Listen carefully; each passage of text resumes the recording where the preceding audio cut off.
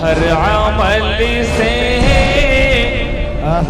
ये काम अच्छा है। कह दीजिए सुभान अल्लाह।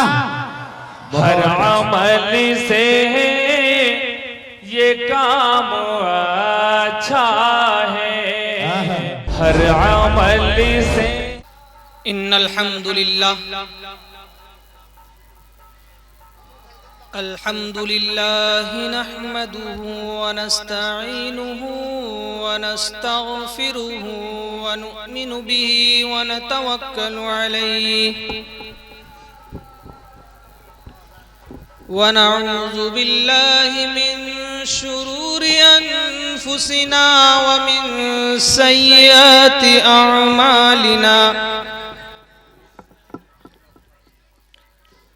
मन यहदिहिल्लाहु फला मुज़िल्ल लहु व मन युज़लिलहु फला हादिय लहु। व नशहदु अन ला इलाहा इल्लल्लाहु वहदहु ला शरीक लहु व नशहदु अन्न सय्यदना व सनदना व हबीबना व मौलाना मुहम्मद सल्लल्लाहु अलैहि व अला आलिहि व अस्हाबिहि व अज़वाजिहि व अहली बैतिहि अजमईन।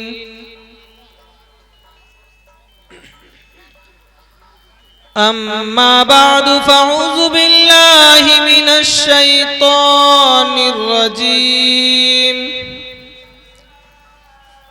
बिस्मिल्लाहिर रहमानिर रहीम। कुल या अय्युहन नास इन्नी रसूलुल्लाहि इलैकुम जमीआ अल्लज़ी लहू मुल्कुस समावाति वल अर्ज़ि ला इलाहा इल्ला हुवा युहयी व युमीत। फ़आमिनू बिल्लाहि व रसूलिहि क़ाल अन्नबी सल्लल्लाहु अलैहि वसल्लम ला युमिनु अहदुकुम हत्ता अकूना अहब्बा इलैहि मिन वालिदिही व वलदिही वन्नासि अजमईन औ कमा क़ाल अलैहिस्सलातु वस्सलाम।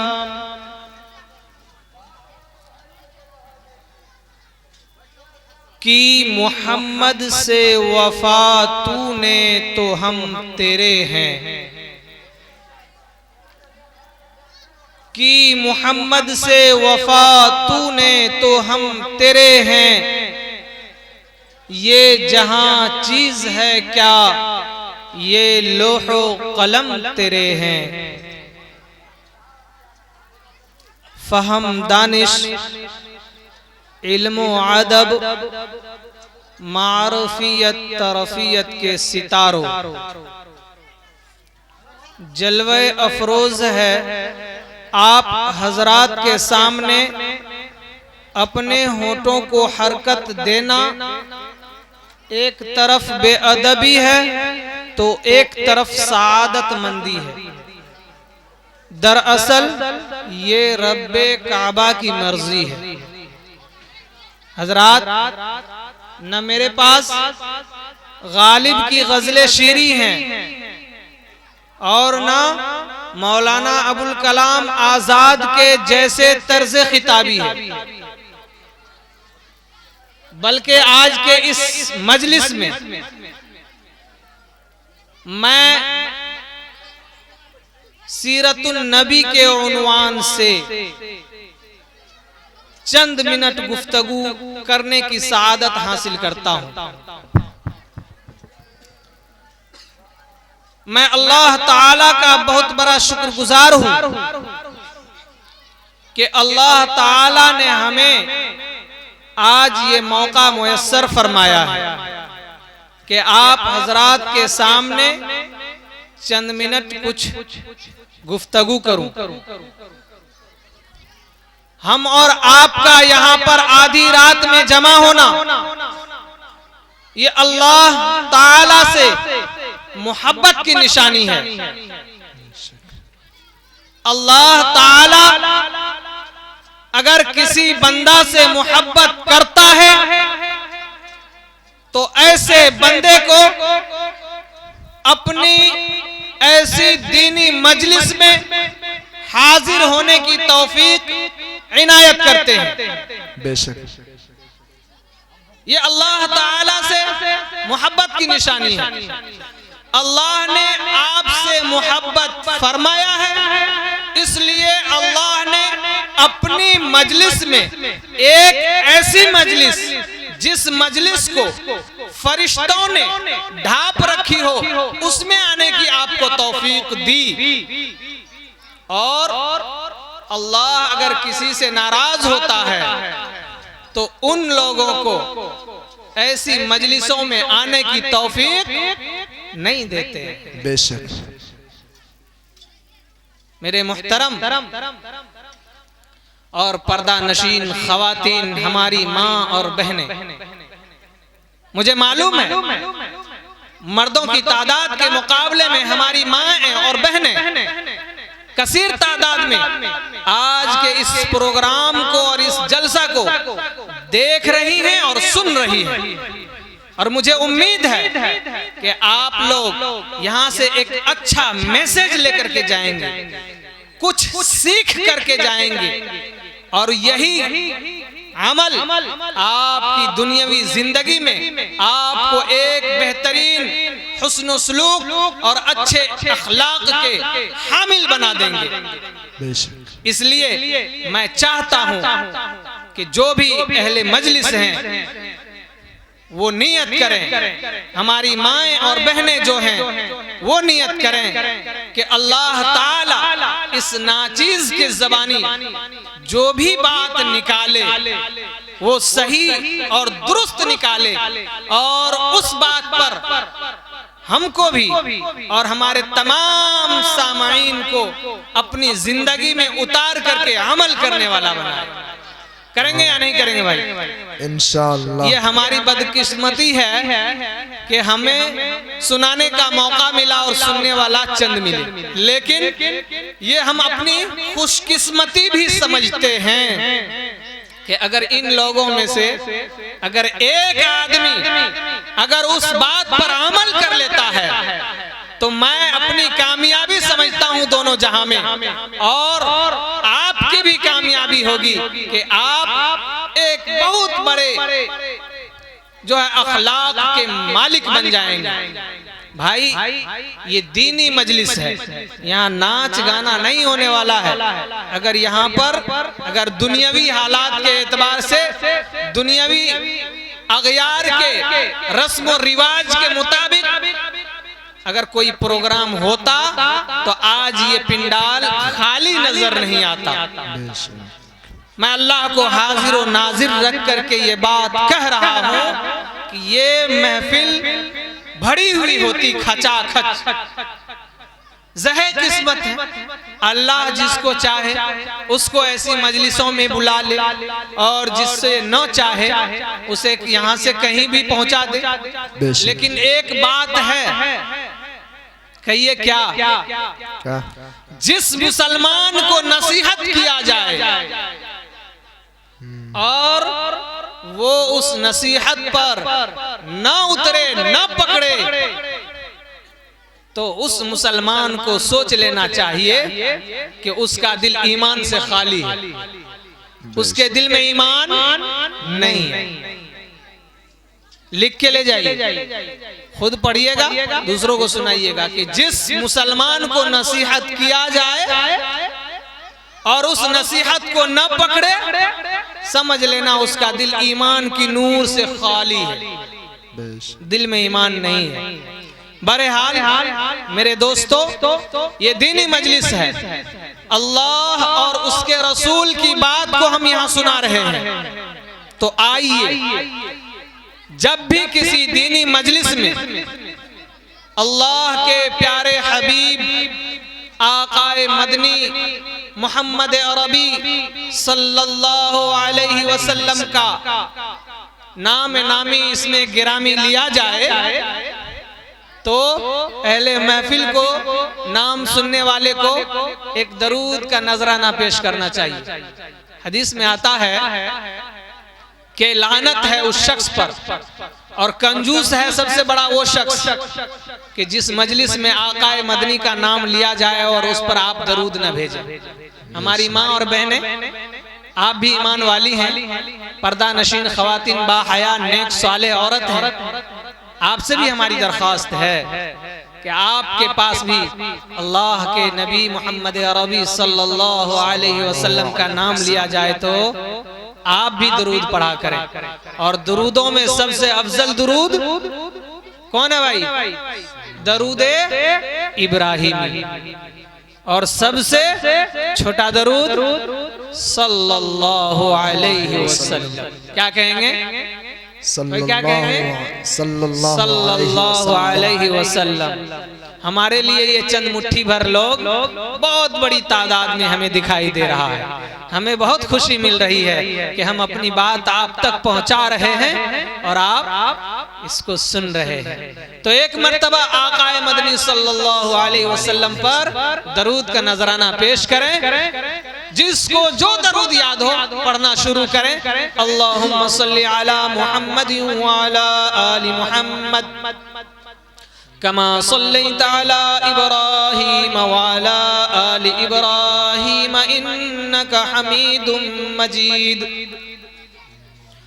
अल्लाहुम्मा बारिक अला मुहम्मद व अला आलि मुहम्मद कमा बारकता अला इब्राहीम व अला आलि इब्राहीम इन्नका हमीदुम मजीद। माशाअल्लाह। इस दरूद की फजीलत क्या है मालूम है भाई? बतला देते हैं मुख्तसर में, फिर अपनी मौजू की तरफ निकलेंगे। कि हदीस पाक में आता है कि जब भी आकाए मदनी सल्लल्लाहु अलैहि वसल्लम के ऊपर दरूद पढ़ी जाती है, फरिश्ते उस मजलिस को ढांप लेते हैं और फिर उस दुरूद को वो फरिश्ते लेकर के आकाए मदनी सल्लल्लाहु अलैहि वसल्लम के दरबार में हाजिर होते हैं। और हाजिर होने के बाद इस दुरूद का नजराना पेश करते हैं। और पेश करने के बाद क्या कहते हैं? या मेरे हबीब, आपके उम्मती में फलाने मुल्क हिंदुस्तान में, सूबा बिहार के अंदर, डिस्ट्रिक्ट सुपौल के अंदर और गांव मटकुरिया के अंदर बैठा हुआ मोहम्मद शमीम इब्ने मोहम्मद जहीर ने आपके ऊपर एक दरूद का नजराना भेजा है। हुजूर इसको कबूल फरमाई। तरतीबवार एड्रेस के साथ आकाए मदनी सल्लल्लाहु अलैहि वसल्लम के हुजूर ये दरूद पेश किया जाता है। और आकाए मदनी सल्लल्लाहु अलैहि वसल्लम क्या करते हैं भाई? उस दरूद को कबूल फरमाते हैं कि मेरे उम्मत का फलां फर्द, फलां बंदा मेरे लिए दरूद का नजराना भेजा है। क्या आप नहीं चाहते हैं कि आका के सामने आपका जिक्र हो, आपका भी नाम लिया जाए, आपके बाप का नाम लिया जाए, आपका गांव, मोहल्ला, करिया, जिला, सूबा और स्टेट का नाम लिया जाए, मुल्क का नाम लिया जाए? नहीं चाहते? चाहना चाहिए। हर आदमी चाहे कि आका के दरबार में मेरा भी सलाम जाए, पहुंचे। इसलिए इंशाअल्लाह इस बात की नियत करें और हमारी माएँ और बहनें भी करें कि जब भी जैसे भी मौका मिले और जिसकी जुबानी हम अपने प्यारे हबीब का नाम सुने तो अल्लाह के वास्ते दरूद का नजराना जरूर पेश करें। करेंगे या नहीं करेंगे बताइए? हाँ इंशाअल्लाह। मैं भी बोलूंगा और आपसे भी मैं बुलवाऊंगा। हम अपने मुशफिक असातिज़ाए किराम की कुछ मेहनत और कुछ काविश की वजह से कुछ इस नाचीज को बोलने और लिखने का सलीका पैदा हुआ है। आज आपके सामने उसी को सुनाने की सआदत हासिल कर रहा हूँ। हजरात, मैंने शुरू में ही कहा था कि मैं कोई बड़ा मुकर्रिर नहीं हूँ। बहरहाल तो ये अल्लाह ताला की मोहब्बत की निशानी है कि अल्लाह ताला ने हम और आपको यहाँ जमा फरमाया है कि नहीं? ओ भाई, अल्लाह हमसे इतना ज्यादा मोहब्बत करता है, इतना ज्यादा मोहब्बत करता है, बतलाऊं? कुरान करीम के अंदर अल्लाह ताला ने फरमाया जब ये बंदा 8 रोज गुजर जाता है, कभी 8वें दिन याद आता है कि आज जुमे का दिन है, चलो जुमे की नमाज पढ़ लेते हैं, है कि नहीं? पूरे 8 दिन कोई भी नमाज नहीं पढ़ते। अल्लाह आपका जो है ना, आपको खिलाता भी है, पिलाता भी है, सुलाता भी है, अपनी बिछाई हुई जमीन पर एकदम चलाता भी है, लेकिन वो अल्लाह कभी अपनी नाफरमानी पर आपका ना सांस को रोका है, ना आपके पानी को बंद किया है, ना अपनी गिजा को, ना आपकी रोजी को बंद किया है। एक छोटी सी बात है मेरे भाई, आप घर के गार्जियन हैं, हमारी माँ और बहनें सुने, मैं खास तौर पर मुतवज्जे हम अपनी माओं से और बहनों से हैं। आप बड़ी तादाद में हमें सुन रही हैं, ये हमारी खुशकिस्मती है। एक आप घर के मालिक हैं और आपके घर में आपकी रियाया, आपके महकूम, आप हाकिम, आपके बच्चे आपके महकूम हैं, बच्चियां आपकी महकूम हैं, जिस पर आप हुकूमत करती हैं। अगर वो बच्चा या बच्ची आपके हुक्म के खिलाफ, आपके फरमान के खिलाफ कोई बात कर दे, कोई काम कर दे, तो मेरे भाई आप खुश होते हैं? नहीं ना, नाराज होते हैं ना कि मेरा बच्चा मेरी नहीं सुना, मेरी बच्ची मेरी नहीं सुनी। तो क्या करते हैं? तंबीह करते हैं। ज्यादा पानी सर से ज्यादा गुजर जाता है तो आप क्या करते हैं कि आज इसको खाने के लिए नहीं देंगे, खाने के लिए आना, तुम्हारा खाना बंद कर देंगे, तुम्हें नए कपड़े इस ईद पर नहीं देंगे। नाराजगी का आलम ये होता है। और न जाने किस किस अंदाज में हम और आप अपने बच्चों को, बच्चियों को नाराजगी दिखाते हैं, तंबीह के लिए डराते हैं कि मेरा बच्चा मेरा फरमाबरदार बन जाए, रोक लेते हैं। ठीक इसी तरह मेरा अल्लाह हाकिम है, आप महकूम हैं, आप पर हुकूमत किया जा सकता है, किया जा नहीं सकता, हुकूमत कर रहा है। मेरे भाई, वो अल्लाह आपको आपका खाना नहीं बंद कर रहा है नाराजगी के ऊपर, पानी नहीं बंद कर रहा है, अपना रास्ता तंग नहीं कर रहा है। आप जो चाह रहे हैं इस दुनिया के अंदर कर रहे हैं, लेकिन वो अल्लाह फिर भी इस उम्मीद में है आज नहीं तो कल मेरा बंदा आएगा, बेशक आज नहीं तो कल मेरा बंदा आएगा। मेरी माएँ सुने, आप इस इंतजार में रहती हैं।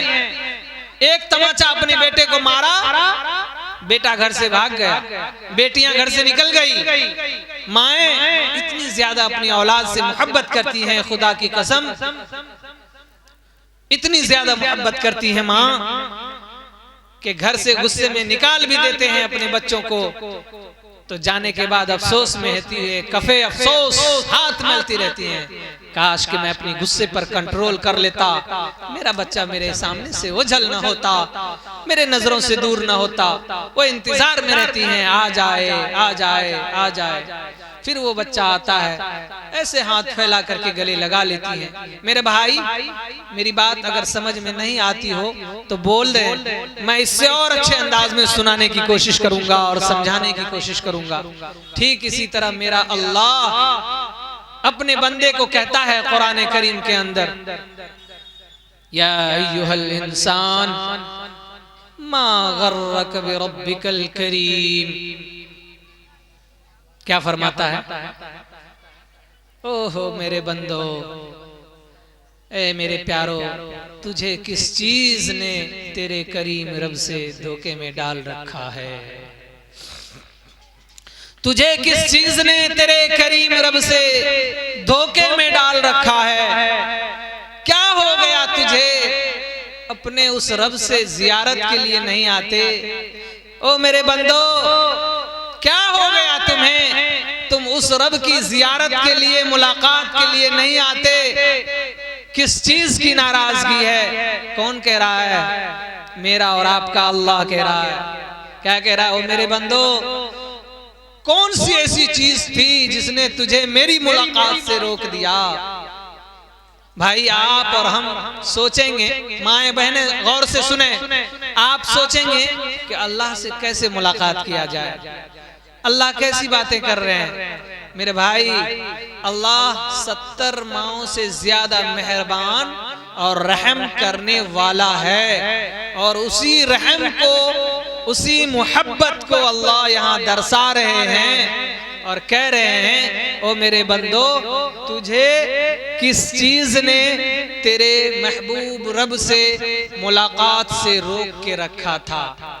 मुलाकात अल्लाह से होती है कब? जब हम नमाज पढ़ते हैं, तब जब हम अल्लाह से मुलाकात के लिए जाते हैं। भाई, मुझे अगर आपसे मुलाकात करने की जरूरत पड़े, मान लीजिए आपसे हम मुलाकात करने जाएंगे, जो मेरे सामईन हैं मैं उन्हीं से कहता हूँ, आपसे मुझे मुलाकात की जरूरत पड़ जाए मेरे भाई, तो मैं क्या अपने घर से मुलाकात कर लूंगा? नहीं ना, नहीं। आपसे मुलाकात के लिए आपके घर पर मुझे आना पड़ेगा ना। आपसे मुसाफा करेंगे, गले गले मिलेंगे, खबर खैरियत पूछेंगे। जब तक आपके दर पर मैं नहीं आऊंगा भाई, मुलाकात नहीं हो सकती है। मेरा अल्लाह भी यही कह रहा है, ओहो मेरे बंदो, जब तुम्हें मुझसे मुलाकात करने की जरूरत महसूस हो तो मेरे घर पर आया करो। अल्लाह का घर है ना, कहाँ है भाई? है ना अपने मोहल्ले में, बड़ी आलीशान बना हुआ है, हम लोग नहीं जाते। अल्लाह कहता है कि जब मुझसे मुलाकात की जरूरत पड़े तो मेरे घर में आया करो। और अल्लाह के नबी सल्लल्लाहु अलैहि वसल्लम फरमाते हैं कि जब बंदा नमाज पढ़ता है तो अल्लाह से बातें करता है। क्या करता भाई? अल्लाह से बातें करता है, बातें करता है। और हजरत अली रज़ी अल्लाह ताला अन्हु को जानते हैं, नाम सुने कभी? सैयदना हजरत अली मुर्तजा रज़ी अल्लाह ताला अन्हु, जिसको हैदर कर्रार भी कहते हैं, वो फरमाते हैं, जिसके बारे में आता है कि अली इल्म का दरवाजा है, अली इल्म का दरवाजा है। अगर किसी को इल्म सीखना हो तो अली के पास जाना होगा। तो अली रज़ी अल्लाह ताला अन्हु फरमाते हैं कि मैं जब ये चाहता हूं कि अल्लाह मुझसे बात करे तो मैं कुरान पढ़ने लगता हूं। क्या करता हूं भाई? कुरान पढ़ने लगता हूं। और जब ये जी चाहता है कि मैं अल्लाह से बात करूं तो नमाज पढ़ने लगता हूं। आप नमाज पढ़िए तो गोया कि आप अल्लाह से बातें कर रहे हैं। आप कुरान पढ़िए तो अल्लाह आपसे बातें कर रहे हैं। मेरे मुहतरम बुजुर्गों और दोस्तों, खुसूसन हमारी इस जामिया की बच्चियां और पर्दा नशीन खवातीन, हमारी माँ और बहनें, बच्चियों का कल छुट्टी होगा, सब अपनी घर जाएंगी, कुछ लेकर के जाएं यहाँ से। और हमारी और माँ और बहनें तो आजाद हैं, हमारे भाई तो आजाद हैं। जब मर्जी तब जा सकते हैं, लेकिन यहाँ से कुछ ले करके जाए। यूं ही हम अपना नींद न खराब करें, बेशक कुछ सीख करके जाएं, कुछ ले करके जाएं इस मजलिस से। तो अल्लाह ताला अपने बंदों से जब बात करता है तो कुरान करीम बंदा को पढ़ने का हुक्म करते हैं, और जब बंदा चाहता है कि मैं अल्लाह से बातें करूं तो अल्लाह कहता है कि तुम नमाज पढ़ना शुरू कर दो। और कुरान करीम के अंदर अल्लाह ताला ने इरशाद फरमाया है, क्या फरमाया? वस्जुद वक़्तरिब। जब मेरा बंदा सजदा करता है तो मैं अपने बंदे से ऐसे हो जाता हूं। यहां देखिए भाई, ये एक उंगली है, दूसरी उंगली ये है। अल्लाह के नबी सल्लल्लाहु अलैहि वसल्लम फरमाते हैं कि जब बंदा सजदा करता है अल्लाह कहते हैं कि मैं और मेरा बंदा आमने सामने होता है। मेरा बंदा फरियाद करता है, मैं सुनता हूं।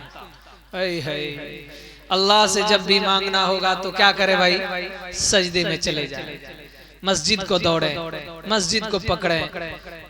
आज एक छोटी सी जरूरत अगर महसूस होती है, कुछ रुपए की, पैसे की, या कोई बीमार होता है तो इलाज कराने की, घर में अनाज गेहूं चावल नहीं है, मेहमान आने वाला है, उसकी जरूरत महसूस होती है, पड़ोसी के पास हाथ फैलाते हैं, भाई दे दो ना, कल दे देंगे। अल्लाह के नबी की तालीम ये नहीं थी। जब नहीं था फौरन मस्जिद की तरफ रुख किया करते थे, अपना दुख, अपना फरियाद रब्बे बारी से शेयर किया करते थे, सुनाया करते थे, और वो अल्लाह पूरा करता था। मैं ये कह रहा था कि जब अपने अल्लाह से मुलाकात की जरूरत महसूस हो तो अल्लाह के घर में हाजिरी देने की कोशिश करें। हम और आप अल्लाह से मुलाकात के लिए अल्लाह के घर में 24 घंटे में कितने बार पहुंचते भाई? एक बार भी नहीं। 8 दिन के बाद एक दिन जुमा के दिन पहुंचते। वो अल्लाह आपसे राजी है, वो अल्लाह आपसे खुश है, वो अल्लाह आपको शाबाशी देगा, वाह वाह मेरे बंदे तुमने तो कमाल ही कर दिया, 8वें दिन आ गया मेरी मुलाकात के लिए, माशाअल्लाह, चलो तुम्हें मैं बहुत सारे धन दौलत दे देता हूँ, बहुत सारी फरावानी दे देता हूँ, तुम्हें बहुत बड़ा इंसान बना देता हूँ। खुश होगा मेरा अल्लाह? मेरे भाई, अल्लाह आपसे खुश नहीं होगा, नाराज होगा, और नाराज होता है तो वो अल्लाह क्या कह रहा है? आपका खाना पानी, हवा दाना पानी कुछ बंद नहीं कर रहा है। अल्लाह चाह ले तो इस नाराजगी पर आपका सांस लेना बंद कर सकता है। अल्लाह चाह ले तो आप ताजा साफ और शफाफ पानी पी करके जो जिंदा रह रहे हैं उसको सुखा सकता है, उसको रोक सकता है। अगर अल्लाह चाह ले तो आप जिस ग़िज़ा को खाकर जिंदा हैं उसको जमीन से उगाना बंद कर सकता है। अल्लाह चाह ले तो अपनी जमीन को सिमेट सकता है, लेकिन वो अल्लाह इस नाराजगी पर भी आपसे मोहब्बत करता है। 8वें दिन जाते हैं फिर भी कहता है, या अय्युहल इंसान मा गर्रक बिरब्बिकल करीम। ऐ मेरे बंदे, तुझे किस चीज ने तेरे करीम रब के पास आने से रोक के रखा था? तू क्यों नहीं आता था? लेकिन 8वें दिन जब बंदा को वो अल्लाह अपने घर में पाता है तो यूं हाथ फैलाता है, यूं हाथ फैलाता है जैसे माएं अपनी बच्चे को घर से भगा देती है, और जब बच्चा लौट के आता है तो माँ इंतजार में रहती है, मेरा बच्चा आ गया, मेरा बेटा मेरी बेटी आ गई। प्यार से गले लगाती है और गले लगाने के बाद चूमती है, प्यार से बोसा देती है। मेरा अल्लाह भी यूं हाथ फैलाता है, हाय हाय मेरा बंदा आ गया, मुझे पता था तू जरूर आएगा एक न एक दिन, और तू आ गया, देख मैं तुझसे राजी हो गया। ओह मेरे बंदो, मैं तुझसे राजी हो गया, आजा आजा, जो मांगता है मांग, मैं कबूल करता हूँ। आपका कोई मांग रद्द नहीं होता। तो भाई एक बात बताइए, कुछ सुना कि नहीं? उसको कुछ सीखा भाई? हमारी माएं, वो बहनें कुछ सीखी हैं आप? जब भी जरूरत महसूस हो कोई चीज की तो कहां जाएंगे आप? भाई कहां जाएंगे? मस्जिद जाएंगे या नहीं जाएंगे? मेरे पास या किसी और के पास हाथ तो नहीं फैलाएंगे ना? नहीं। अपनी मजबूरी दूसरों के पास शेयर नहीं कर। हाँ, हर चीज मुसब्बब सबब से मांगो, हर चीज मुसब्बब सबब से मांगो, मन्नत से मांगो, समाजत से मांगो।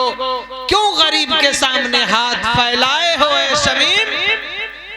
बंदे हो अगर उस रब के तो उस रब से मांगो। सुभान अल्लाह। भाई हम किसके बंदे हैं? मैं उसका बंदा हूँ जो वाहिद है। कुल हुवल्लाहु अहद, वो एक है, उसका कोई सानी नहीं है। मेरा रब वो अल्लाह है, मैं उसका बंदा हूँ, इसलिए मैं मांगूंगा तो उसी से मांगूंगा। अपनी हाजत रवा मुश्किल कुशा अगर कोई है वो अल्लाह है कि नहीं भाई? तो इंशाअल्लाह नियत कीजिए, मांगेंगे या नहीं मांगेंगे? ये मोहब्बत का तकाजा है और वक्त की जरूरत है। आज हमारे दिलो दिमाग के अंदर, हमारे दिलो दिमाग के अंदर ये बैठ गया है कि जब भी कोई परेशानी आ जाए, जब भी कोई दुख तकलीफ मुसीबतें आ जाए, फौरन हम पीर, मुरीद और दूसरे भाषा में वजह अगुनी कहते हैं ना, गंडा तावीज करने वाले बापू, उनके दरबार पर चले जाते हैं डाली लगाने के लिए। नाउज़ु बिल्लाहि मिन ज़ालिक। अल्लाह ताला झूठों के मुंह को काला कर दे। भाई मैं बड़ा मुकर्रिर नहीं हूँ लेकिन बता रहा हूँ, इस तरह से मैं मुआशरे में देखता हूँ।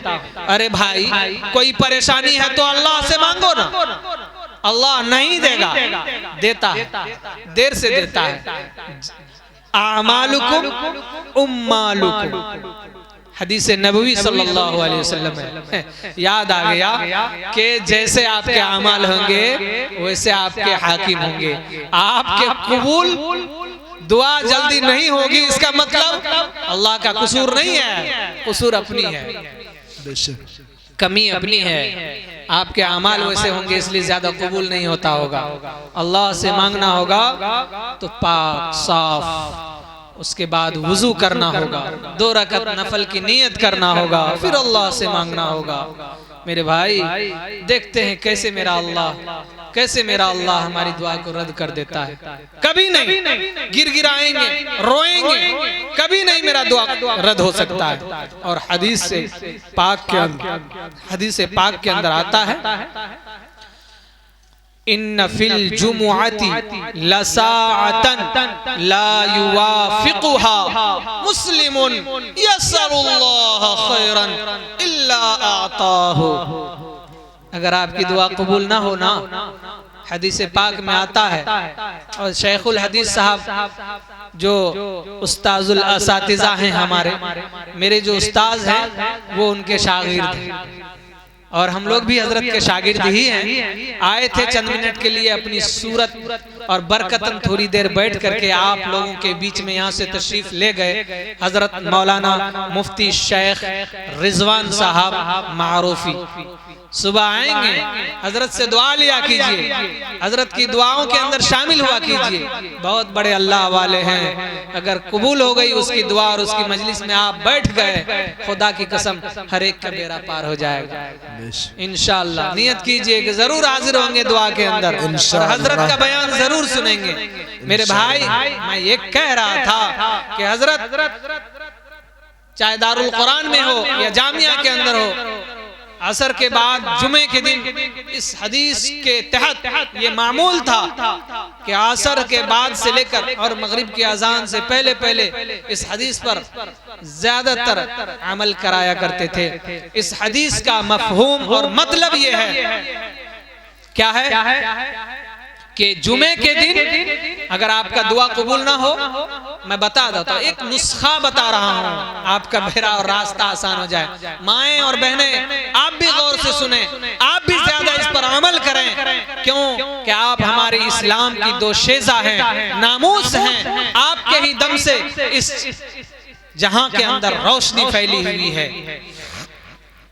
मेरी माएँ बहनें सुने, हदीस मुबारका के अंदर अल्लाह के नबी सल्लल्लाहु अलैहि वसल्लम ने इरशाद फरमाया, क्या फरमाया कि जुमे के दिन एक ऐसी घड़ी है, एक ऐसी सात है कि कोई भी मुसलमान उस घड़ी को, सात कहते हैं घड़ी को, टाइम को, जुमे के दिन एक ऐसी घड़ी है जिसको कोई भी मुसलमान नहीं पाता कि अल्लाह से उसमें खैर की दुआ करे, भलाई की दुआ करे, मगर अल्लाह उसको देता है। हदीस मुबारका में जो भी बात मैं बोला वो आपको अगर गलत लगे तो कम से कम अल्लाह के नबी के हदीस को झुटलाना नहीं। कहा कि जो बात कबूल ना हो उसको जुमे के दिन मगरिब की आजान से पहले, असर की नमाज के बाद आप जाएं, दुआ करें, रोएं, इतना ज्यादा रोएं, इतना ज्यादा दुआ में रोएं। जुमे के दिन रोते रोते अगर आपका आंसू निकल जाए और आपके जिस्म के अंदर जो रूह है वो कांटो कांट हो जाए, खड़ा हो जाए, रोंगटे खड़े हो जाए, मुहद्दिसीन ने फरमाया है कि ये दुआ कबूल होने की अलामत है। क्या भाई, क्या फरमाया? जब रुआ खड़ा हो जाए तो समझ लेना कि अल्लाह ने हमारी कबूल कर ली। अगर रोना नहीं आया, आपकी कबूल नहीं हुई। तो इंशाअल्लाह इस हदीस पर अमल करेंगे या नहीं करेंगे? इंशाअल्लाह। ठीक है। तो मैं ये चाह रहा था कि अल्लाह से मोहब्बत बढ़ाएं कि और मैंने अल्लाह जब तकाजा होता है ना कि अगर किसी आदमी को किसी के घर से मोहब्बत होता है तो उस घर में रहने वाले लोग से भी मोहब्बत करते हैं। उस घर में हर चप्पे से मोहब्बत होनी चाहिए। हजरत मौलाना रमजान साहब चचा मोहतरम हैं हमारे, उन्होंने फरमाया लैला मजनू के किस्सा में कि मजनू को लैला की हर अदा से मोहब्बत थी। तो उसी के किस्से में आता है कि लैला के गली के कुत्ते से भी मजनू को मोहब्बत था।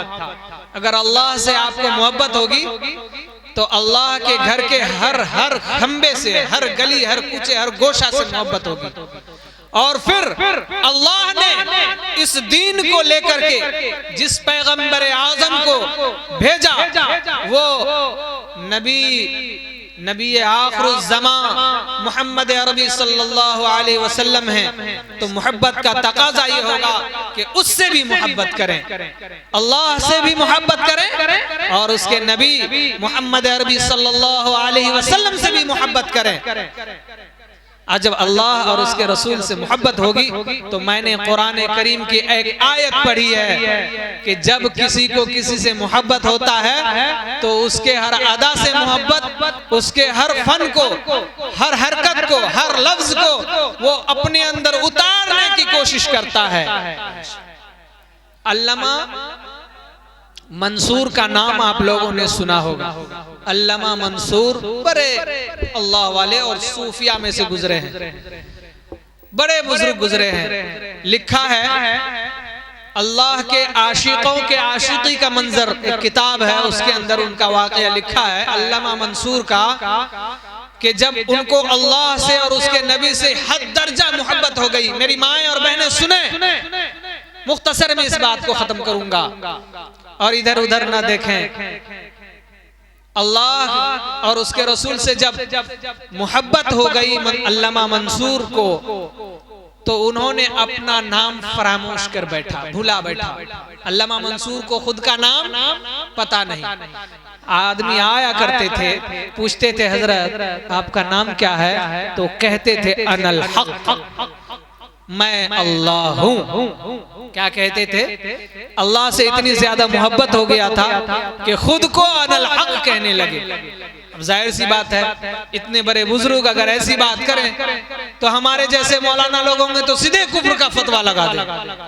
और वक्त के जो मुफ्तियाने किराम थे, काजी थे, जब ये पैगाम उन तक पहुंचा तो उन पर कुफ्र का फतवा लगा दिया गया। किस पर भाई? अल्लामा मंसूर पर। देखिएगा, मैं मोहब्बत अल्लाह से और उसके रसूल से मोहब्बत के बात को बतला देता हूं कि अल्लामा मंसूर अनल हक कहा तो वक्त के उलमा ने, मुफ्तियाने किराम ने कुफ्र का फतवा लगा दिया। अल्लामा मंसूर का जब ये मुकद्दमा वक्त के बादशाह के पास पहुंचा तो उन्होंने फांसी का हुक्म दे दिया। अल्लामा मंसूर को जब फांसी के सजा सुनाई गई तो उन्होंने अपने हवारी से, उन्होंने अपने मुरीद से, मुरीदीन से कह दिया कि याद रखना, पहले दिन मुझे फांसी पर चढ़ाया जाएगा, दूसरे दिन मेरे हाथ पांव जिस्म के टुकड़े टुकड़े कर दिए जाएंगे और तीसरे दिन मेरी राख को दरिया के अंदर बहा दिया जाएगा। याद रखना, जब मेरी राख दरिया के अंदर डाला जाएगा तो वो दरिया उबाल मारेगी और वो ठाठे मारता हुआ मौजे किनारे तक आएगा और वो इस जोश वो जज्बे के साथ आएगा कि गोया के सारे इलाके को वो अपनी आगोश में लेकर गर्क कर देगा। अगर तुम्हें इस तरह की बात अगर महसूस होने लगे तो मेरी ये गुदरी उस दरिया के हवाले कर देना। ये वसीयत फरमा गए थे। सुन रहे हैं, मोहब्बत की निशानी और मोहब्बत के ऊपर से बता रहा हूं। मेरे मोहतरम, मुझे वक्त ज्यादा मिला है क्योंकि स्टेज पूरा खाली है। अगर कोई पीछे होता अपनी बात को ज्यादा जल्दी खत्म कर देता, लेकिन अल्लाह ने मौका दिया है तो सोचता हूं कि पूरी बात करके यहां से जाऊं। तो वक्त का बादशाह जब फांसी का हुक्म देता है और जब उसको फांसी देने के लिए फांसी के तख्ते पर चढ़ाया जाता है तो वो अल्लामा मंसूर कहता है कि लोगों सुनो, मैं तो ये लोग मुझे फांसी का हुक्म देकर सूली पर तो चढ़ा देंगे, लेकिन मेरे बातिन को क्या करेंगे? मेरा बातिन तो अल्लाह का है और मेरा बातिन तो अल्लाह से मोहब्बत करता है। लोगों ने उनकी एक भी न सुनी और हुक्म होता है आपको इस बात को सुन करके हुक्म होता है कि फांसी पर चढ़ाने से पहले इनके हाथ काट दिए जाए। अल्लामा मंसूर के दोनों हाथ कता कर दिए गए। अल्लामा मंसूर ने जब देखा कि मेरे दोनों हाथ कट गए हैं तो दोनों हाथ को अपने दोनों हाथों पर देकर मल कर खून को हथेलियों में लेकर अपने चेहरे पर मल रहे हैं और लोगों से मुखातिब हो रहे हैं। लोगों, तुमने मेरे जाहिरी हाथ तो कता कर दिए, मेरे बातिन को कौन काट सकता है? मैं इश्क के लिए, इश्क की नमाज के लिए वुजू कर रहा हूं और नमाजे इश्क के लिए वुजू पानी से नहीं होता, खून से होता है। मेरे भाई, फिर वक्त के बादशाह ने हुक्म दिया कि इनके दोनों पैर भी कता कर दिए जाए। उनके दोनों पैर भी कता कर दिए। अल्लामा मंसूर ने कहा, लोगों मेरे जाहिरी दोनों पांव तो तुमने कता कर दिए, लेकिन मेरे बातिन का क्या होगा? उसको कौन कता कर सकता है जो मेरे और मेरे रब के दरमियान हमेशा चलता रहेगा और मिलता रहेगा। लेकिन जब इस पर भी अल्लामा मंसूर ने अपनी बात से बचना गवारा न किया तो वक्त के बादशाह ने कहा इसे फांसी दे दो। अल्लामा मंसूर को फांसी दे दी जाती है और फांसी पर चढ़ाने के बाद अल्लामा मंसूर के जो हाथ और पैर कटे हुए थे उसमें से जो खून निकल रहा था उससे लिखा जा रहा था अनल हक, मैं अल्लाह हूं, मैं अल्लाह हूं। इस बात को लोगों ने देख करके घबराया और खुदा के अज़ाब इलाही को आने से बचने के लिए क्या करता है? हुक्म होता है कि इसके जिस्म के पुर्जे पुर्जे कर दिया जाए, टुकड़े टुकड़े कर दिया गया अल्लामा मंसूर को। हर टुकड़े से फिर आवाज आने लगी, अनल हक, अनल हक, मैं अल्लाह हूं, मैं अल्लाह हूं। लोग घबराने लगे। अरे जाहिर में तो जिंदगी में तो कहता ही था, मरने के बाद भी इनके बूटी बूटी से अनल हक की आवाज आ रही है। अब हमारा क्या बनेगा? अगर इसको खत्म न किया, रोका न गया तो हम सब तबाह हो जाएंगे। बादशाह ने हुक्म दिया कि इनके सारे अज्जा को जमा करके जला दिया जाए, राख कर दिया जाए। दूसरे दिन वही हुआ, जला दिया गया। तीसरे दिन उनके राख को समेट करके दरिया दजला के अंदर बहा दिया गया। फिर वही हुआ जो आपने वसीयत फरमाई थी। समंदर दरिया जो है ठाठे मारता हुआ किनारे तक आना शुरू हो गया। अब तो परेशान, अब कोई बचाने वाला नहीं। वो वसीयत उस मुरीद को याद था, आकर के उनकी गुदरी को उस दरिया के अंदर डाल देता है। फिर वो पानी करार पाता है अपनी जगह। मेरे मुहतरम बुजुर्गों और दोस्तों, ये अल्लामा मंसूर ऐसे वैसे नहीं थे। जब इनको कैद करके जेल में डाला गया था, लिखा है कि अल्लामा मंसूर जब पहली रात जेल के अंदर गुजारा तो सारी रात इबादत के अंदर मशगूल रहा। लोगों ने आकर के पूछा, ऐ मंसूर, तू नमाज किसका पढ़ता है? तू तो कहता है अनल हक, मैं अल्लाह हूँ, तो नमाज किसका पढ़ता है? मंसूर ने जवाब क्या दिया, मैं अपना मर्तबा खुद जानता हूँ, तू मुझको क्या सिखाता है? मैं अपना मर्तबा खुद जानता हूँ। पहली रात लोगों ने देखा मंसूर भी हाजिर है, कैद खाना भी हाजिर है, इबादत कर रहे हैं। दूसरी रात देखा कि मंसूर कैद खाना तो हाजिर है, मंसूर कैद खाने से गायब है। लोगों ने जेल के अंदर तलाश किया, नहीं मिले। फिर तीसरी रात देखा तो मंसूर कैद खाने में हाजिर है, लेकिन कैद खाना हाजिर नहीं है। मंसूर कैद खाने के अंदर है, कैदी है, कैद खाना नहीं है। लोगों ने पूछा, मंसूर क्या माजरा है? ये 3 रातें आपकी गुजरी है, क्या हुआ? कैदी को आकर के मंसूर कहता है, सुनो, तुम लोग चाहते हो कि मैं तुमको कैद से रिहा कर दूं? गौर से सुनिएगा, और हमारी माएं बहनें भी मुझे मालूम है कि सुन रही होंगी। मंसूर ने कहा उन कैदियों से कि क्या तुम चाहते हो कि मैं तुझे इस जेल से, कैद खाने से रिहा कर दूं? तो कहा, क्या मजाक करते हैं साहब, अगर आप हमको रिहा कर सकते हैं तो खुद कैद खाने में क्यों पड़े हैं? निकल जाइए ना। जाहिर सी बात है, हमारी अकल, आपकी अकल क्या कह रही है कि खुद कैद खाने में दूसरे को आजाद कर रहे हैं? नहीं ना, अरे निकलना हो तो पहले खुद निकल जाओ। लोगों ने कहा, मंसूर हमको क्या निकालोगे, खुद पहले निकल जाओ। कहा कि क्या मजाक करते हो, देखो मैं तुमको निकाल देता हूँ। यूं लिया, उंगली का इशारा किया वो कुफल के तरफ, ताले की तरफ, वो कैद खाने का ताला खुल जाता है। दरवाजे की तरफ इशारा करता है, दरवाजा खुल रहा है। सारे दरवाजे और सारे ताले खुल गए। कैदियों से कहा, कैदियों जाओ, मैंने तुम सबको आजाद कर दिया। सब भागने लगे। कहा कि एक भागने वाला जब भाग रहे थे, कहा कि आप भी मेरे साथ चलिए। कहा नहीं नहीं नहीं, तुम जाओ, मैं नहीं जा सकता। पूछा क्या माजरा है? कि पहली रात आप यहाँ थे, इबादत में मशगूल थे, दूसरी रात आप यहाँ नहीं थे, तीसरी रात आप थे, कैद खाना नहीं था, हम लोगों को आप आजाद कर रहे हैं। कहा कि देखो, जब मैं पहली रात यहाँ था तो मैं इबादत कर रहा था, और आकाए मदनी सल्लल्लाहु अलैहि वसल्लम जो हमारे नबी और हबीब हैं, वो हमारी मुलाकात के लिए कैद खाने में आए हुए थे। अल्लाहु अकबर, ये मोहब्बत की निशानी है।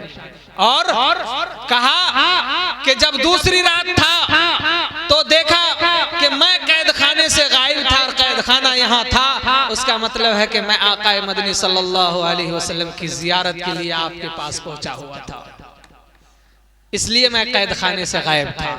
और तीसरी रात कैद खाना नहीं था। उसका मतलब यह है कि कैद खाने में मेरी मुलाकात के लिए आका मदनी सल्लल्लाहु अलैहि वसल्लम आए हुए थे, तो ये मेरे और मेरे अल्लाह के दरमियान एक राज है जिसको मैं छुपा करके रखा हूँ। सूफियाए किराम और औलियाए किराम ने लिखा है कि मंसूर को कल क़यामत के दिन सारे लोग मैदान महशर में अपने अपने हालात में अपनी अपनी वजह से कब्र से उठाए हुए आएंगे और मैदान महशर में जमा होंगे, लेकिन मंसूर को जब पेश किया जाएगा तो उसको जंजीरों में जकड़ कर फरिश्ते पेश करेंगे मैदान महशर में अल्लाह के हुजूर। सूफिया किराम ने फरमाया है कि ऐसे क्यों? तो कहा इस वजह से कि हो सकता है कि मंसूर की इस हयात और इस जो है इबादत और इस नतीजे की बुनियाद वजह से रब्बे जुल जलाल उस दिन जमीन को ज़ेरो ज़बर न कर दे। मंसूर को जकर कर जो है वहां पर हाजिर किया जाएगा। मेरे मोहतरम, मैं ये कह रहा था कि अल्लाह और उसके रसूल से मोहब्बत फरमाइए। कुरान करीम की मैंने एक आयत तिलावत की थी, कुल या अय्युहन्नास इन्नी रसूलुल्लाहि इलैकुम जमीआ अल्लज़ी लहू मुल्कुस समावाति वल अर्ज़ ला इलाहा इल्ला हुवा युहयी व युमीत फआमिनू बिल्लाहि व रसूलिहि। अल्लाह के नबी सल्लल्लाहु अलैहि वसल्लम से अल्लाह ताला फरमाते हैं, ए प्यारे हबीब सल्लल्लाहु अलैहि वसल्लम, फरमा दीजिए इन लोगों से कह दीजिए, मुसलमानों से नहीं कह रहा, तमाम इंसानों से कह रहा, कुल या अय्युहन्नास, ओ लोगों सुन लो, अल्लाह का फरमान है, इन्नी रसूलुल्लाहि इलैकुम जमीआ, मैं उस अल्लाह के जानिब से रसूल बनाकर भेजा गया हूँ जिसकी बादशाहत आसमानों में है, जिसकी बादशाहत जमीनों में है, और जमीनों आसमान की बादशाहत और कुदरत जिसके हाथों में है, मैं उस अल्लाह के जानिब से नबी और रसूल बना करके भेजा गया हूँ। वो अल्लाह के जानिब से जिसके कब्ज़े कुदरत में जिंदगी और मौत और हयात है। अल्लज़ी लहू मुल्कुस समावाति वल अर्ज़ ला इलाहा इल्ला हुवा युहयी व युमीत। जब कहा कि जिंदगी और मौत और हयात उस अल्लाह के हाथ में है, जिसके हाथ में ये सारी चीज हो, मैं उस अल्लाह का नबी बनाकर भेजा गया हूँ, उस अल्लाह के जानिब से रसूल बना करके भेजा गया हूँ। तो लोगों सुनो, फ़आमिनू बिल्लाहि व रसूलिहि, चाहिए कि आप ईमान ले आए अल्लाह पर और उसके रसूल पर। भाई ये खुली पैगाम है अल्लाह का, आपको कह रहे हैं अल्लाह ताला ईमान ले आओ। ओ लोगों, जब अल्लाह और उसके रसूल अल्लाह के जानिब से आ गए हैं आपके पास, आका मदनी सल्लल्लाहु अलैहि वसल्लम नबी बना करके भेज दिए गए हैं और सारे पैगामात आप तक पहुंचा दिए हैं। कौन पहुंचाए भाई? अल उलमा वरसतुल अंबिया, नबी के जो वारिसीन है ना, ये उलमाए किराम जो बयान करते रहते हैं गांव मोहल्ले मस्जिदों में और मदारिसों में सिखाते रहते हैं काल अल्लाह और काल रसूलुल्लाह की बात, वो नबियों के वारिस हैं। उनके पैगाम और उनके लाए हुए दीन को और उनके फरमान को आप तक पहुंचाते हैं। पहुंचाते या नहीं पहुंचाते? इस मदारिस में यही बात पढ़ाई जा रही है ना, अपने बच्चियों को यही सिखा रहे हैं ना, अल्लाह और उसके रसूल की बात को ये पहुंचाते हैं। तो क्या कहा कि जब ये बात तुम्हारे तक पहुंच गया है तो फ़आमिनू बिल्लाहि व रसूलिहि, ओ लोगों तुम पर फर्ज है कि तुम अल्लाह और उसके रसूल पर ईमान ले आओ, है कि नहीं? अल्लाह पर और उसके रसूल पर क्या करेंगे भाई? ईमान लाएंगे। अगर आप ईमान लाते हैं, कलीमा पढ़ लेते हैं, क्या पढ़ते हैं? ईमान वाला आप उस वक्त होंगे जब आप पढ़ेंगे ला इलाहा इल्लल्लाह मुहम्मदुर रसूलुल्लाह। ये कौन पैगाम लेकर के आए थे? हमारे और आपके हबीब ताजदारे मदीना मोहम्मद अरबी सल्लल्लाहु अलैहि वसल्लम ने ये पैगाम लेकर के आया और हक की आवाज को बुलंद फरमाया और फरमाया ला इलाहा इल्लल्लाह मुहम्मदुर रसूलुल्लाह, नहीं है कोई माबूद सिवाय अल्लाह के, और मोहम्मद सल्लल्लाहु अलैहि वसल्लम अल्लाह के बंदे और उसके रसूल हैं। ये पैगाम कौन लेकर के आया? एक छोटी सी बात देख लीजिए। इस दुनिया के अंदर सबसे पहले हजरत आदम अलैहिस्सलाम तशरीफ फरमा होते हैं। उन्होंने आकर के दुनिया में ला इलाहा इल्लल्लाह की आवाज को बुलंद किया। आपके औलादों में आपके नाफरमान हो। उसके बाद हजरत शीस अलैहिस्सलाम दुनिया में तशरीफ फरमा होते हैं। उन्होंने ला इलाहा इल्लल्लाह को लेकर के आया। आपके लोग, आपकी कौम आपकी दुश्मन हो जाते हैं। उसके बाद हजरत नूह अलैहिस्सलाम दुनिया में तशरीफ लाते हैं। उन्होंने भी आकर के अपनी कौम के सामने ला इलाहा इल्लल्लाह का पैगाम पेश किया कि ओ लोगों सुन लो, अल्लाह के अलावा कोई माबूद नहीं है, उसकी इबादत कर लो। लोग दुश्मन हो जाते हैं, आपकी मुखालिफत करते हैं। फिर उसके बाद हजरत नूह अलैहिस्सलाम के बाद हजरत शुएब अलैहिस्सलाम आते हैं। वो ला इलाहा इल्लल्लाह की आवाज को बुलंद। भाई क्या हो गया, नाराज हो गए क्या आप लोग जा रहे हैं? आप ही को तो सुना रहे थे, सुनिए हक की पैगाम को। आज तो मौका मिला है, लोग मुझे उस काबिल नहीं समझते हैं कि मैं कुछ हक की बात आपको बतला दूं। आज अपने इस जलसे की तवस्सुत से कुछ हकीकी बात पहुंचा देना चाहता हूं। हजरत शुएब अलैहिस्सलाम तशरीफ फरमा होते हैं। उन्होंने आकर के ला इलाहा इल्लल्लाह की आवाज को बुलंद की। लोग दुश्मन हो जाते हैं, आपको लोग गालियां देते हैं, आपको लोग सताते हैं। उसके बाद हजरत मूसा अलैहिस्सलाम आ जाते हैं। उन्होंने ला इलाहा इल्लल्लाह की आवाज को बुलंद की। आपकी कौम आपकी दुश्मन हो जाती है, आपको हर तरह से अज़ियतें और तकलीफें दी जाती हैं। आप फिरौन के दरबार में भी पहुंच जाते हैं, वहां पर भी आपका दुश्मन वो हो जाता है। उसके बाद देख लीजिए ईसा अलैहिस्सलाम आते हैं और वो भी आकर के हक की आवाज को बुलंद करते हैं, ला इलाहा इल्लल्लाह का पैगाम लेकर के आते हैं। और उनकी भी इस पैगाम को सुनकर उसकी कौम उनकी दुश्मन हो जाती है। उसके बाद आखिर में हमारे और आपके आकाए मदनी मोहम्मद अरबी सल्लल्लाहु अलैहि वसल्लम तशरीफ फरमा होते हैं। वो भी ला इलाहा इल्लल्लाह मुहम्मदुर रसूलुल्लाह का पैगाम लेकर के आते हैं। किसका भाई?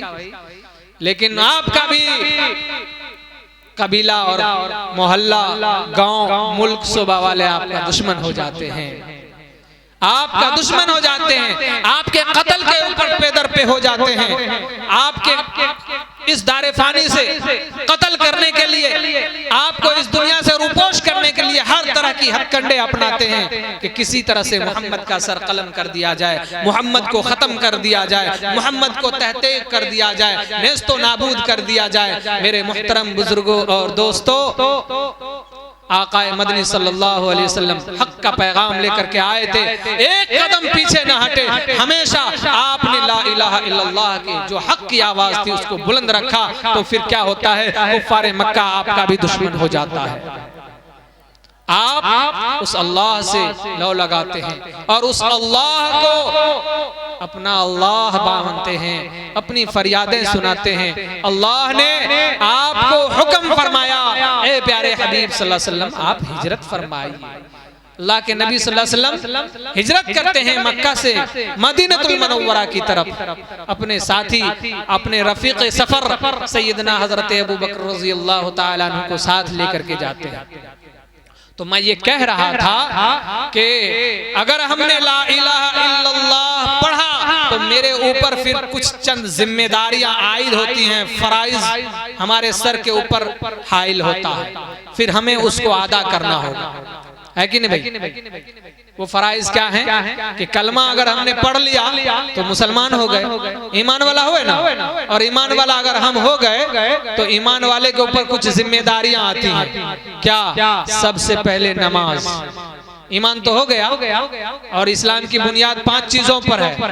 तो पहला कलमा और दूसरा नमाज। नमाज की पाबंदी करें। भाई ईमान वाला है ना आप लोग? यहाँ जो बैठे हैं सारे आदमी सो रहे हैं सुकून की नींद, आप बैठे हैं सुन रहे हैं। मुझे मालूम है अगर इन सुनने वालों में से अगर एक आदमी भी हमारी बात पर अमल कर लिया, खुदा की कसम मेरा भी बेड़ा पार हो जाएगा और इनका भी बेड़ा पार हो जाएगा। हमारी माँ और बहनें सुन रही है, अगर किसी ने एक बात पर अमल कर लिया तो हमारी भी मगफिरत हो जाएगी और उनकी भी मगफिरत हो जाएगी। वो भी है इस बात से पकड़ में नहीं आएंगे क्या का आएगा। नमाज को पढ़ेंगे या नहीं पढ़ेंगे? वादा कीजिए नमाज पढ़ेंगे या नहीं पढ़ेंगे? 5 वक्त की नमाज इंशाअल्लाह पढ़ेंगे इंशाअल्लाह माशाअल्लाह। और उसके बाद हम पर क्या फर्ज होता है? तीसरा रोजा। क्या भाई? रोजा। अभी रमजानुल मुबारक हमारे सरों पर साया फिगन है, अभी तशरीफ लाने वाले हैं। 22 तारीख से रमजानुल मुबारक हमारे सर पर रहमत का साया ताने हुए अभी खड़े हैं। हाय हाय, रमजान के वो फजीलत है मेरे भाई, वो फजीलत है। बतला दूं कि अल्लाह के नबी सल्लल्लाहु अलैहि वसल्लम मिंबर रसूल पर तशरीफ फरमा है, खुतबा देने के लिए खड़े होने वाले थे। अचानक आप खिलाफे मामूल पहली सीढ़ी पर कदम रखे तो फरमाया आमीन, दूसरी सीढ़ी पर कदम रखा फरमाया आमीन, तीसरी पर कदम रखा फरमाया आमीन। साहबा ने, आप जैसे साहबी मजलिस बैठे हुए थे, फरमाया क्या बात है भाई, अल्लाह के नबी देख रहे हैं खिलाफे मामूल आप आज आमीन आमीन फरमा रहे हैं। अल्लाह के नबी सल्लल्लाहु अलैहि वसल्लम ने फरमाया कि अभी जिब्रील अमीन अलैहिस्सलातु वस्सलाम तशरीफ फरमा थे और उन्होंने फरमाया है कि नाक खाक आलूद हो उस शख्स की जिसने रमजानुल मुबारक का महीना पाया हो और उस महीने में इबादत करके, रियाजत करके, खिदमत करके, रोजा रख करके अपने आप को जन्नत का मुस्तहिक न बनाए तो उस पर लानत है अल्लाह की, रसूल की, तमाम फरिश्तों की। तो मैंने सुना तो कहा आमीन। कौन कह रहे हैं? अल्लाह के नबी सल्लल्लाहु अलैहि वसल्लम। तो ये मुबारक महीना है, तो हम पर तीसरी चीज कौन सी फर्ज आयद होती है भाई? 5 बुनियादी चीजों में से रोजा। रोजा हर आकिल बालिग है कि नहीं? मुसलमान मर्द और औरत पर फर्ज है कि नहीं? रोजा रखना है, उसमें इबादत करना है, जिक्र करना है, तिलावत करना है। करेंगे नहीं करेंगे? हर माए बहनें करें। और चौथी चीज है ज़कात। क्या भाई? माल का ज़कात। माल का मैला, अरे कपड़ा मैला होता है तो कपड़ा साफ करते हैं ना, है? ईमान मैला हो जाएगा तो ईमान को साफ करते हैं ना, जिक्र करके, तिलावत करके, 3 दिन नमाज जमात में निकल करके, मौलाना से सवाल मसला पूछ करके, कुरान हदीस की बात को सुन करके ईमान को ताजा करते हैं ना। उसके बाद चौथा है ज़कात। अगर माल आपका ज़कात के निसाब तक पहुंच जाता है, अगर आप उसका ज़कात नहीं निकालते हैं तो वो माल मैला है। ज़कात कहते हैं माल के मैल को, दौलत के मैल को। इसलिए निसाब का हिसाब लगाइए, माल का हिसाब लगा करके फिर उसका ज़कात निकालिए। एक बात बताएं, इतना लोग जो हमारे यहाँ साहिब निसाब होते हैं ज़कात नहीं निकालते हैं, सोचते हैं हम ऐसे मिटा और पचा लेंगे। खुदा की कसम, अल्लाह और उसके नबी का फरमान है और फुक़हा लिखते हैं कि अगर ज़कात के माल में से हकीकी माल में 1 रुपया भी अगर आपका रह गया, क्या होगा? 1 टका 10 टका को लेके चले जाएगा। कैसे लेके जाएगा पता नहीं चलेगा। अरे भाई साहिब निसाब है ना, अगर 1 रुपया अगर उस निसाब का अगर हकीकी माल में रह गया तो 1 टका 10 टका को लेके चले जाएगा। कैसे? बीमारी में, टकराव में, लड़ाई में, केस में, मुकद्दमात में, कोई घूस में चले जाएगा। बाद में कपार पिटिएगा, हाय अल्लाह हमारा इतना रुपया चले गया। क्यों भाई? आपने माल का ज़कात नहीं निकाला था, जाएगा ना। इसलिए जहां जाने का होगा जाएगा। माल को साफ रखिए और माल का ज़कात निकालिए। ज़कात निकालना फर्ज है। क्या भाई? और वो माल किसको दीजिएगा? गरीब, मिस्कीन, यतीम, बेसहारा, लाचार, मजबूर, मदारिस, मकातिब, है कि नहीं? अपने खैशो आकारिब में जो उसके मुस्तहिक है, उनका हक बनता है, उनको दिया करें। इंशाअल्लाह इस पर अमल करेंगे या नहीं करेंगे? बोलिए, करेंगे। और 5वां है इस्लाम का खंबा। इस्लाम की सुतून 5 है। इस्लाम की बुनियाद 5 चीजों पर, उसमें से 5वां क्या भाई? बोलेंगे? हज। साहिब इस्तिताअत हैं, हज की ताकत रखते हैं, तो हज करें, है कि नहीं? ये 5 बुनियादी उसूल और बुनियादी चीजें हैं जिसको हम और आप अपनी जिंदगी में उतारने की कोशिश करें। करेंगे या नहीं करेंगे? मैंने एक हदीस आका मदनी सल्लल्लाहु अलैहि वसल्लम की पढ़ी थी, पढ़ूं? ला युमिनु अहदुकुम हत्ता अकून अहब्ब इलैहि मिन वालिदिही व वलदिही वन नास अजमाइन। मेरी माँ और बहनें, मुझे यकीन है सुन रही होंगी, सोएगी नहीं और चेमी गोइया नहीं करेगी। सुन रही हैं? सुनो, इस पर अमल जरूर करना। अल्लाह के नबी सल्लल्लाहु अलैहि वसल्लम ने फरमाया कि मेरा उम्मती ऐसा होना चाहिए। कैसा? ला युमिनु, मेरे उम्मत का लोग मुकम्मल ईमान वाला उस वक्त तक नहीं हो सकता। भाई आप कैसे सबूत पेश करेंगे कि आप मुकम्मल ईमान वाले हैं? आपके पास ईमान कम है, थोड़ा सा। क्या भाई? थोड़ा ईमान है।